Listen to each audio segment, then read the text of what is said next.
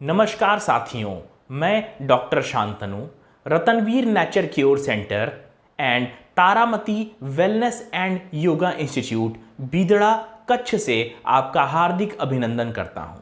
अंतर्राष्ट्रीय योग दिवस के अवसर पर हमारी योगाभ्यास सीरीज की तीसरी कड़ी में हम बैक पेन के लिए योगा थेरेपी के बारे में समझाएंगे और डिमॉन्स्ट्रेट करेंगे। आसन का नाम है सेतु बंध आसन। इसे इंग्लिश में, अंग्रेजी में ब्रिजिंग पोज भी कहते हैं। अपने स्थान पर सीधा लेटें, दोनों पैरों को मिला दीजिए, हाथों की हथेलियां कमर के बगल में जमीन पर रखें। अब दोनों पैरों को घुटने से मोड़िए, पैरों के पंजों के बीच में 1 से 1.5 फीट का फासला दीजिए ताकि आप जब कमर को ऊपर उठाएं तो बैलेंस कर सकें। अब हाथों को जमीन पर रखे हुए श्वास अंदर लेते हुए अपनी कमर को ऊपर उठाइए, जितना ऊपर तक उठा सकें उठाएं। फाइनली जब कमर ऊपर उठ जाए तो आप चाहें तो अपने हील्स को, अपनी एड़ियों को हाथों से टच भी कर सकते हैं। नहीं कर पाए तो कुछ समय के बाद होने लगेगा। इस जगह पर, इस पोजीशन पर सामान्य श्वास के साथ रुके रहें। काउंट करेंगे 5, 4, 3, 2, 1। श्वास छोड़ते हुए कमर को नीचे रखिए, पैरों को सीधा करिए, हाथों को थोड़ा फैलाएं और शवासन में आराम करें। इस आसन को हम 4 से 5 बार दोहरा सकते हैं। इसको करने का एक तरीका और भी है, जो है डायनेमिक सेतुबंध आसन। इसे करने के लिए अपने पैरों को घुटने से मोड़िए, हाथों की हथेलियां कमर के बगल में जमीन पर रखें, पैरों के पंजों के बीच में 1 से 1.5 फीट का फासला, श्वास अंदर लेते हुए कमर को ऊपर उठाइए, श्वास छोड़ते हुए कमर नीचे रखें। Inhale up, exhale down. Inhale up 2 से 3 सेकंड ऊपर रखेंगे, exhale down. Inhale up, exhale down. Relax, पैरों को एक एक करके सीधा करिए, शवासन में रिलैक्स करें। अगला अभ्यास है सुप्त उदर कर्षण आसन। इसको स्पाइनल ट्विस्टिंग पोज भी कहते हैं। अभ्यास शुरू करने के लिए अपने पैरों को मिलाइए, हाथों की हथेली कमर के बगल में जमीन पर, एक एक करके दोनों पैरों को घुटने से मोड़ लीजिए, पैरों के पंजे आपस में मिलाकर रखें, घुटनों को आपस में मिलाकर रखिए, हाथों को ऊपर ले जाकर के अपनी गर्दन के नीचे हाथों की हथेलियां फंसा करके लगा लीजिए। अब ये जो मिले हुए घुटने हैं, श्वास छोड़ते हुए लेफ्ट साइड में अपने घुटनों को ड्रॉप कीजिए। घुटने जमीन के ऊपर आवें और एक के ऊपर एक घुटना प्लेस हो जाए। गर्दन को राइट साइड में घुमाइए और कोशिश रहे कि आपके एल्बोज केहूनी जमीन पर रहें। ट्विस्टिंग आएगी आपके स्पाइन में, जैसे कपड़े को निचोड़ दिया जाता है, ठीक उस तरह से। श्वास सामान्य चलती रहे। Keep breathing, don't stop breathing. हर श्वास के साथ आपके पेट की मूवमेंट होती रहे। फिर गर्दन को ऊपर लेके आइए, श्वास अंदर लेते हुए अपने पैरों को ऊपर उठाइए। यही अभ्यास दूसरी तरफ से करेंगे। इसके लिए अब श्वास छोड़ते हुए अपने घुटनों को ड्रॉप करिए राइट साइड में और गर्दन को घुमाइए लेफ्ट साइड में।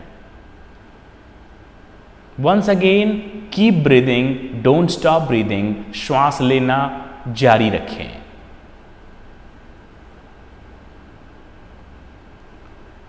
अपने पेट को फूलने और पिचकने दीजिए और अपना ध्यान कमर पर, स्पाइनल कॉलम पर लगा कर रखें। 5 से 8 सेकेंड्स रुकने के बाद गर्दन को सीधा करिए, पैरों को ऊपर उठाइए और फिर रिलैक्स करेंगे। पैरों को सीधा करिए, हाथों को गर्दन के नीचे से बाहर निकालें, हाथों की हथेलियां छत की तरफ घुमा कर रखें, पैरों के बीच में गैप, और शवासन में रिलैक्स कीजिए। ये अभ्यास 5 से 8 बार एक के बाद एक किया जा सकता है। अगला अभ्यास है शव उदरकर्षण आसन। पैरों को मिलाइए, हाथों की हथेलियां कमर के बगल में ज़मीन पर, गर्दन को सीधा रहने दें। अब राइट लेग को घुटने से मोड़िए और लेफ्ट लेग के नी के ऊपर राइट लेग का पंजा और एड़ी प्लेस कर दें। लेफ्ट हैंड से राइट नी को पकड़िए और राइट नी को शरीर के लेफ्ट साइड में ड्रॉप होने दीजिए। हाथों से सपोर्ट करते हुए अपने राइट नी को लेफ्ट साइड में आने दीजिए। गर्दन को घुमा करके राइट साइड में ले जाएं और हाथ की हथेली, राइट हैंड की हथेली राइट साइड में प्लेस्ड रहे। ये पोज बहुत ही बेनिफिशियल है स्पाइनल कॉलम के अंदर एनर्जी ब्लॉकेजेस को रिलीज करने में, कमर के दर्द को ठीक करने में। श्वास सामान्य चलती रहे। 5 से 8 सेकेंड रुकने के बाद पैर को ऊपर आने दीजिए।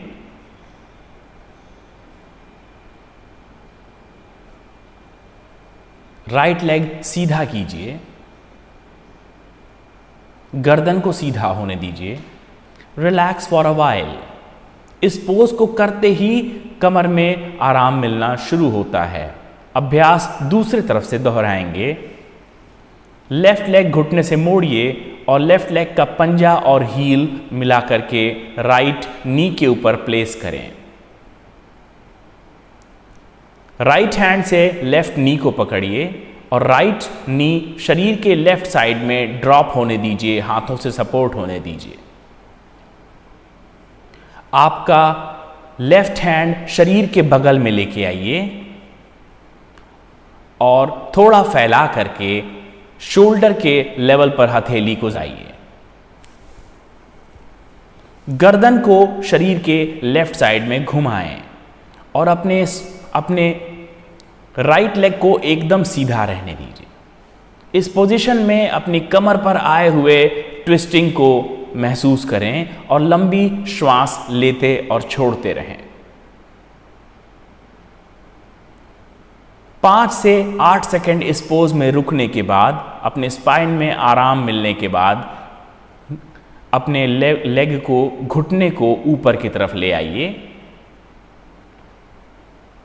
पैर सीधा करें, हथेली शरीर के बगल में लेके आइए एंड रिलैक्स इन शवासन। थोड़ी देर के लिए आराम करें। अगला अभ्यास पेट के बल लेट करके प्रोन पोजीशन में किया जाएगा।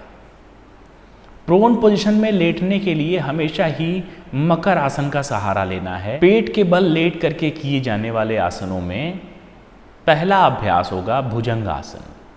पैरों को आपस में मिलाइए, हाथों की हथेलियां शोल्डर लेवल पर जमीन पर रखें, मस्तक को जमीन पर रखें। आपके हील्स को आपस में मिलाकर रखें। इसके लिए आपको अपनी ग्लूटियस मसल्स, हिप की मसल्स को स्क्वीज करना पड़ेगा।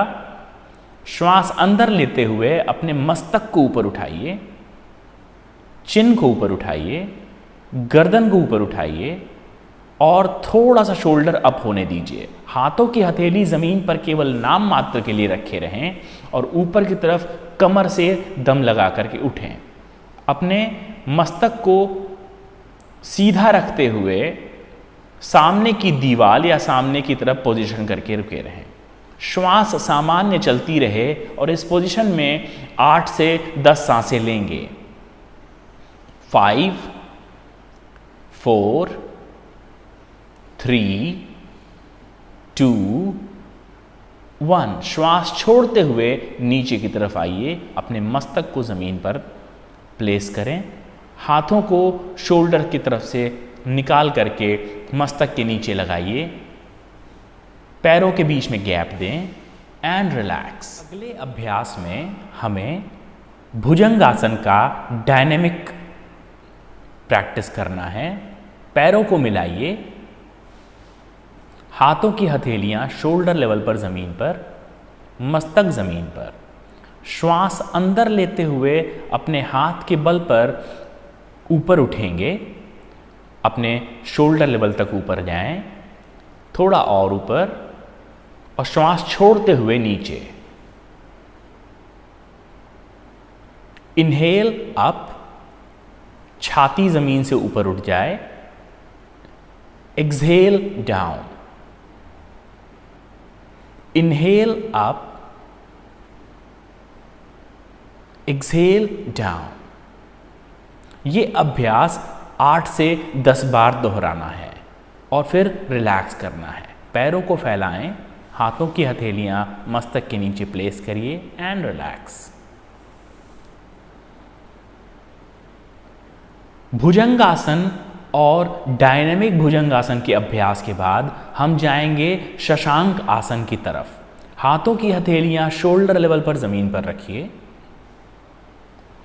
अपने घुटनों के बल पर और हाथों के बल पर ऊपर उठिए और हिप को ऊपर जाने दीजिए। हॉर्स पोजीशन, जैसे घोड़े का पोजीशन होता है, और उसके बाद अपने हिप्स को हील पर टच कराइए, हाथों को सीधा होने दीजिए और मस्तक ज़मीन पर रखें, पीठ को सीधा रहने दीजिए।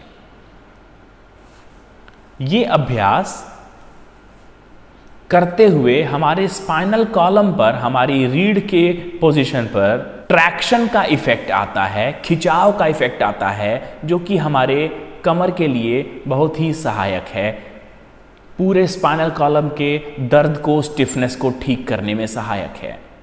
वापस पेट के बल लेटने के लिए आना होगा, तो रिवर्स मैनर में पहले हॉर्स पोजीशन पर आइए,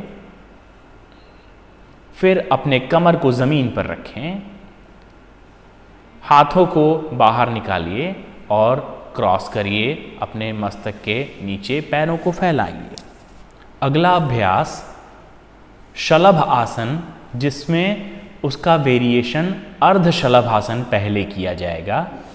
हाथों की हथेलियां मस्तक के नीचे से बाहर निकालें,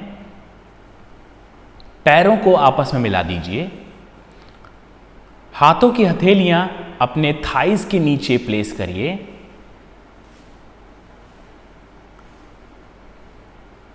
और चिन को ग्राउंड पर रखिए, पैरों को मिलाकर रखें।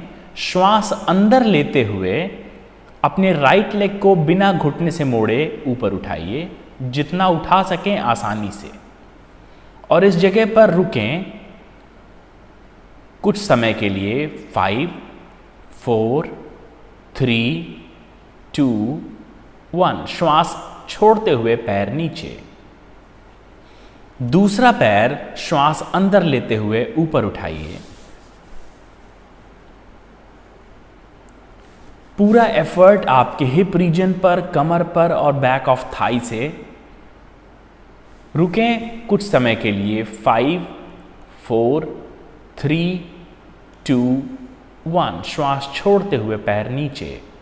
अगला अभ्यास शलभासन का पूर्ण वेरिएशन, यानी कि पूर्ण शलभासन। श्वास अंदर लेते हुए दोनों पैरों को ऊपर उठाइए, बिना घुटने से मोड़े, चिन को ग्राउंड पर रहने दीजिए और श्वास जारी रखें। Keep breathing, don't stop breathing. 5 4 3 2 1 और पैर नीचे रखें। इस अभ्यास को 5 से 6 बार दोहराया जा सकता है। नेक्स्ट प्रैक्टिस है वक्रासन। वंस अगेन ये स्पाइनल ट्विस्ट का पोजीशन है, जिससे रिलैक्सेशन मिलता है हमारे स्पाइनल कॉलम को। अभ्यास करने के लिए अपने पीठ को सीधा होने दीजिए। हाथों की हथेलियां अपने हिप्स के बगल में ज़मीन पर प्लेस करिए। राइट लेग घुटने से मोड़िए और लेफ्ट लेग के नी के पास राइट लेग प्लेस हो जाने दीजिए। लेफ्ट हैंड को राइट लेग के ऊपर से क्रॉस करके ले आइए और राइट लेग का एंकल जॉइंट पकड़ें। आपका राइट हैंड शरीर के मध्य हिस्से में मीडियन लाइन पर लगते हुए पीछे की तरफ लेकर के जाएं। गर्दन को राइट साइड से घुमा करके पीछे की तरफ देखने की कोशिश करें। आपका प्रयास होना चाहिए कि आपके शोल्डर्स एक सीधी रेखा में हों।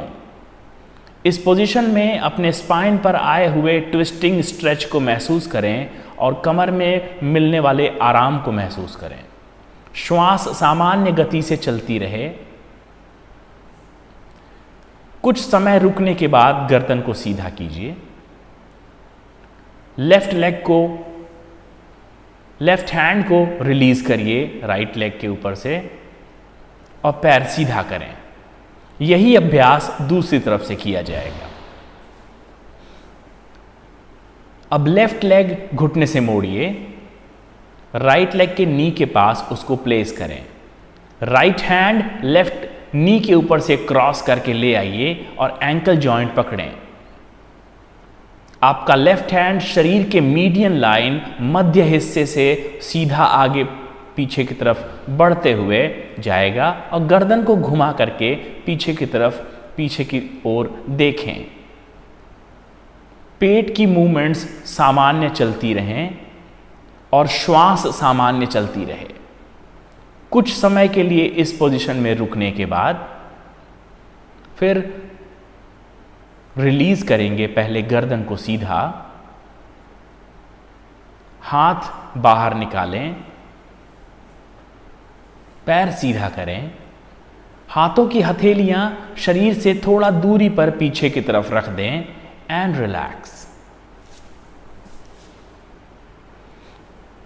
इस अभ्यास में कई लोग अपने हाथों को घुटने के ऊपर से क्रॉस करके वक्रासन नहीं कर पाते हैं। उनके लिए एक वेरिएशन जो कि वो आसानी से कर सकेंगे। राइट लेग को घुटने से मोड़िए,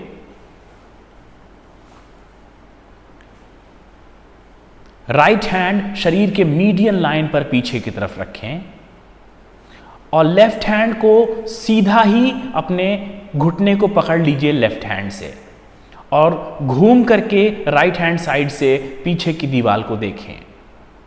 ये आसानी से हो सकेगा।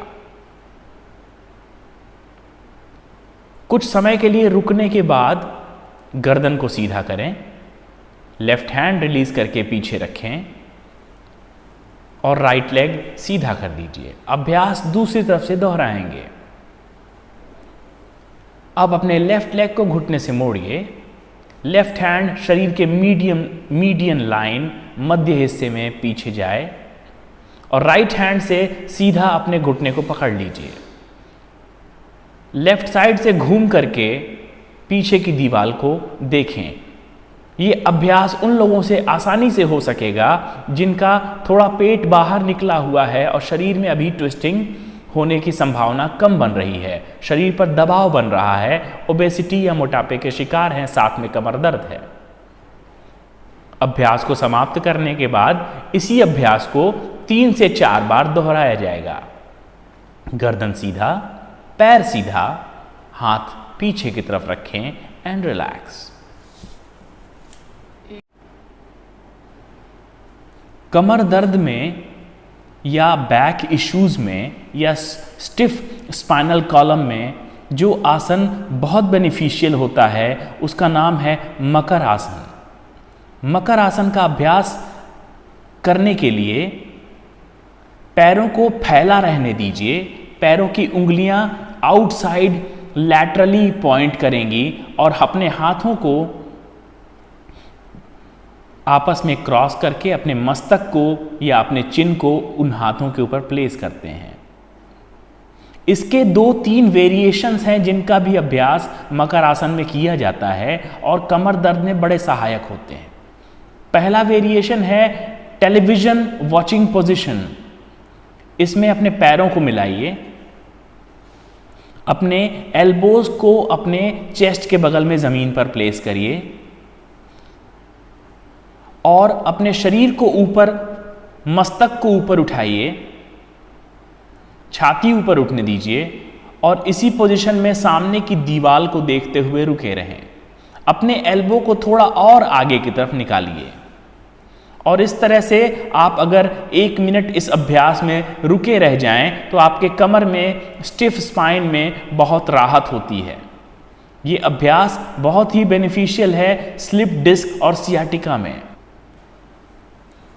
अगले अभ्यास में अपने दोनों एल्बोज को थोड़ा सा आउटवर्ड्स बाहर की तरफ निकालें और अपने हाथों की हथेलियों को एल्बोज से मोड़ते हुए अपने चिन के नीचे प्लेस करिए।